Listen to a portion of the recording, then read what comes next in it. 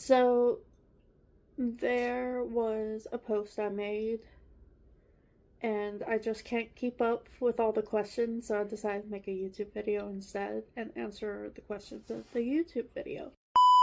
Amanda asked this question already answered, but she says, is there something you may not have thought to be super important at the beginning of your practice that is now an integral part of it? That is cleansing after hex work, no matter how big or small. I used to always fucking forget. Then one day I was doing a hex on an ex-boyfriend outside, and then the next morning, out of fucking nowhere, I got stung. Like, no insects, no... Turns out I got stung by a wasp. It was super angry. For no reason.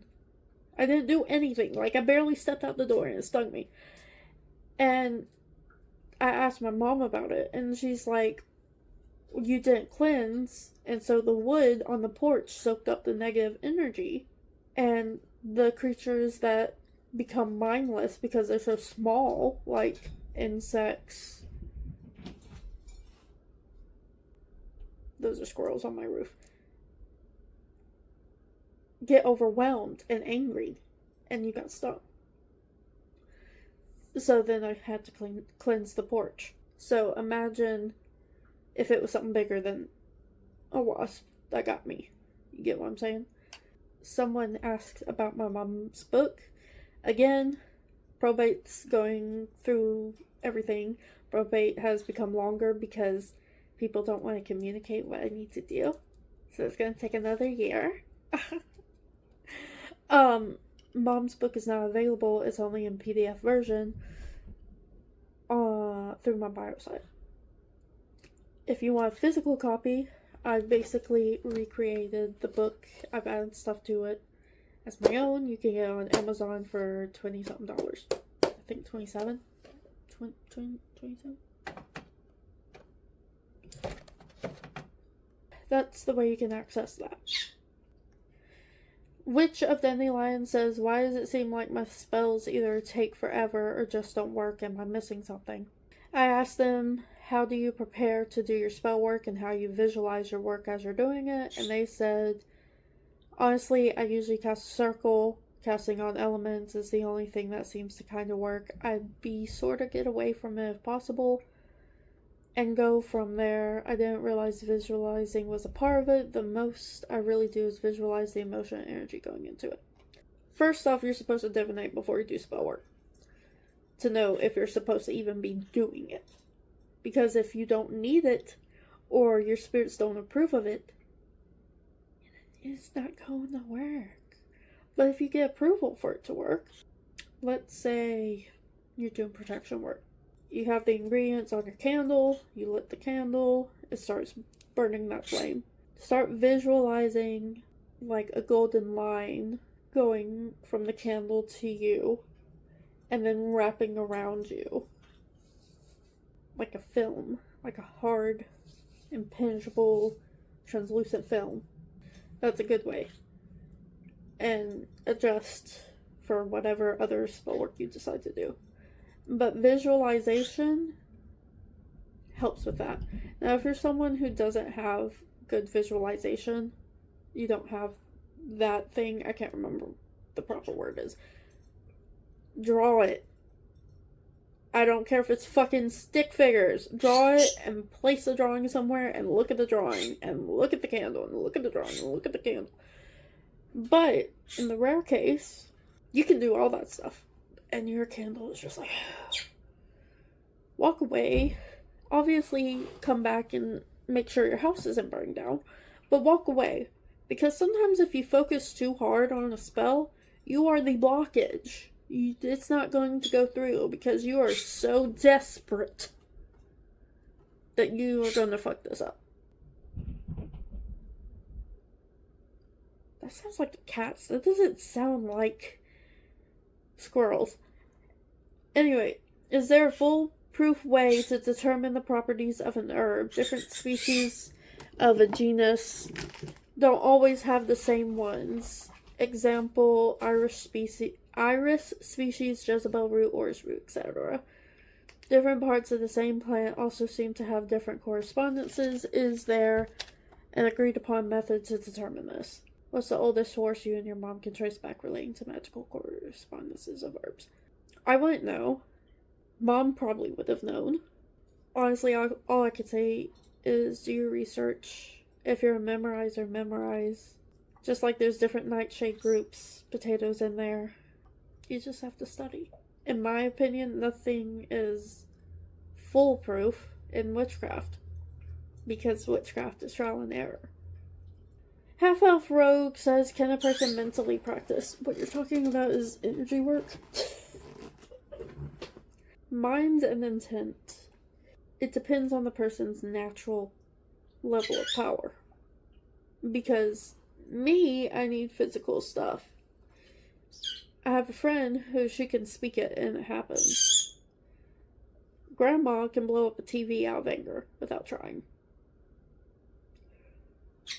So it depends. If you're not naturally gifted, it takes practice. Continuous practice. Forever. No, it doesn't happen in a day. No, it doesn't happen in a week. No, it doesn't happen in a year. It's possible. Not as possible as TikTok makes it look. Art of Pivot says, do you ever get blocks when your personal stuff gets heavy, like you can't see anything past yourself? If so, how do I clear? Certain blocks, yes. Typically emotional. Like grief. And how you get through it is you deal with the emotion. You deal with it muggly to be able to re-access the magic. So face the music. Shadow work. Therapy. Do it. What would your best herbs be to use on a spell to attract clients and business? My single mom's business is going through a serious hard time, and I really just want to take some financial stress off of her in the long run. I got it. Yellow Dock, Vetiver, Tiger Lily, Plumera, Mint, Marigold, Juniper, High John, Gold Medallion, Flaxseed, Dragon's Blood, Dalmatian Pellitory, Colt's Foot, Cinnamon Cleavers, Blackberry, Bergamot, Bayberry, Allspice, Alfalfa, and Irish Moss. These are different things with different things like protection, money success, customer allure. They have different attributes that all together create success for such a big thing. Flow17 says, if you could only name one thing, what would you say is the best way to ensure spells work? Is it visualization, the preparation before the cleansing? It is knowing what the fuck your herbs do. As Witch Talk has declined, y'all bitches be throwing everything in. And get away from me! Nix. You have a weird username. What is the best truth through communication spell you know? Bluebell is used for truth. Borage oil is truth.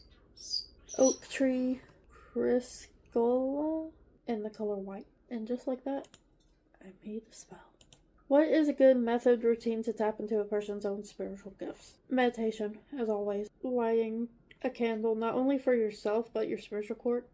Daily divination, seeing how your day's gonna go. Grounding. The best grounding, obviously, is to go touch nature. But if you're someone who can't, such as a disability or something, you can still imagine roots going from your butt into the core of the earth. Because that's how a lot of them think sources. Like Mother Nature. It's just harder because you're going through the human man-made stuff before you. Shire Witch says, what is your favorite plant to work with? Which do you find yourself working with the most often? My favorite plant to work with is the Datura. That will tear you the fuck up. But the ones I end up using the most are the simpler ones, like cleavers and fennel seed and whorehound, because I'm constantly doing protection. If it's not for me, it's for clients. If it's not for a client, it's for family. If it's not for family, it's for friends. Weeping Willows asks what things people messed up the most. Other than, again, the correct use of herbs. Y'all be asking fucking anything that communicates with you to work with you. Y'all be easily deceived by Church of Spirits, mimics, etc. And then y'all get fucked over and come whining to more advanced practitioners such as myself, being like, how do I get blah blah blah out? Fia asks, how do you raise energy for a spell and how do you direct that energy? Raising energy is easy. You can use crystals. Some people use cayenne and paprika. Some people meditate. Some people visualize a ball in front of them. I personally direct with my hands, with hand symbols and hand movements. Some people will use wands. Other people use knives. Some people just visualize the connection. Again, drawing if you can't visualize. OG Tire Mechanic says, what is the best way to know your protection and cleansing is working? I'm reading and trying to get more into everything, but I'm not sure if I'm cleansing and protecting myself correctly. Because shit will calm down! Other than that, you can put a code on it. So, like, while you're doing the spell work, say, I'll hear the word magenta whenever my protection is in motion and working. Nao says, do you have a specific type of candle and incense or just any work? I usually use chime candles and taper candles. Or taper candles. Because that's my forte. Any type of candle works. Doesn't matter. And whoever says don't get Temu and Dollar General candles can have them shoved up there. Incense, for the love of God, do not get that white sage incense. Look for more ethical incense, because nowadays they're tampered with. They're not good for you. We unfortunately are getting to that stage. Industrial bullshit. Nixon says, what are good ways to consecrate new statues? Any tips and differences regarding working with primordial versus deities? Okay, good way to consecrate a new statue. Me personally, I just go up to the altar I'm making and I say, hey, blah blah blah, this is representing you. And just done. Some people do a whole ceremony where they make a special candle for the people, the deities. Some people put special oils on them. Now, in terms of working with primordial versus deities, these individuals are there to help you. They're not your guard dogs. They are not your little minions. And you sure as fuck are not god spousing them.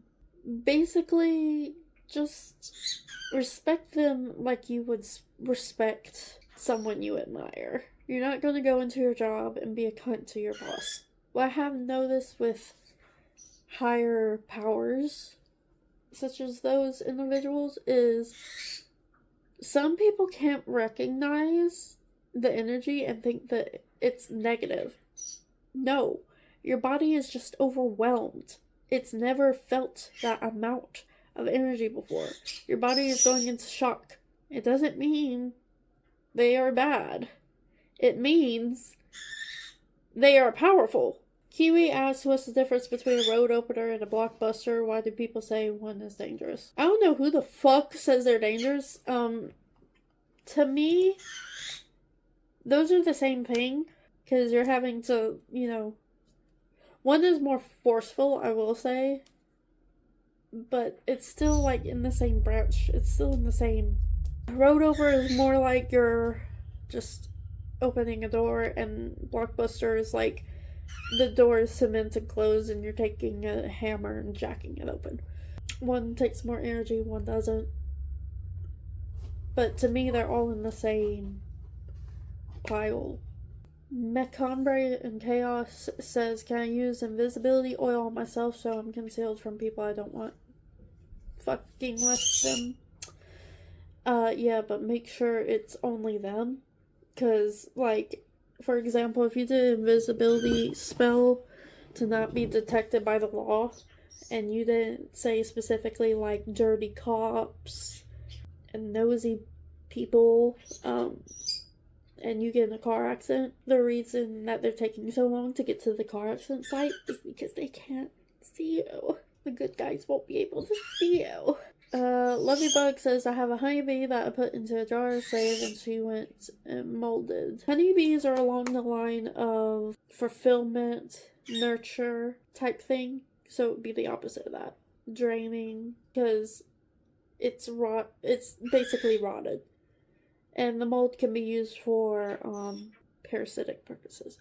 Phoenix says, I did a love spell on someone and he blocked me. Is there a way I can get him back? Well, I'm gonna guess that the love spell didn't go through. And you can do a come to me spell. Or, you can leave him the fuck alone, because he also doesn't want to be messed with. Low says, so my friend was, and probably still is, dating this guy with this nasty energy on him. She didn't want to leave him, but did want to freeze him, so I helped her then cleanse us both afterwards. The next morning I had the first and worst panic attack at work, and she got arrested. Why would that be?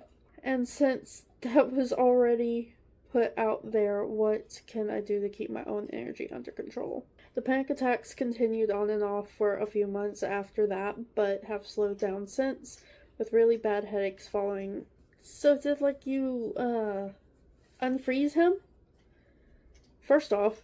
Second off, do the 4-step process, or at least 2-step, banish and cleanse him, and then for you guys, 4-step process, banish, cleanse, protect, defend. You got bit because you didn't prepare. Okay, and the spoiler says, how do I handle neighbors who won't leave my family alone? They try poisoning my dogs, put us in our backyard, throw trash in our yard, let their dog shit on our yard, and have now made things physical. I have black salt using your mom's recipe, the entire property. You need to do home protection.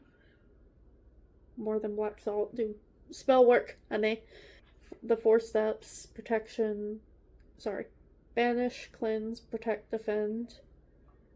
Pet protection, you need to make little trinkets and put them on your pets' collars. Take the trash that they put in your yard and put it in the hex jar and make a hex thing. They're throwing trash in your yard, that's their DNA. If you want to be that petty, take their dog shit and put it into hex work. That's up to you. Me personally, I wouldn't care enough. I would just throw their shit at their house. If you want them to do an invisibility spell on you, your pets, anyone else in that household. So this is the end of the extremely long questionnaire thing. I will be doing these again in the future through TikTok, because that's where apparently y'all ask your questions the best. So wait for another one of these photos to pop up on my TikTok. Thank you.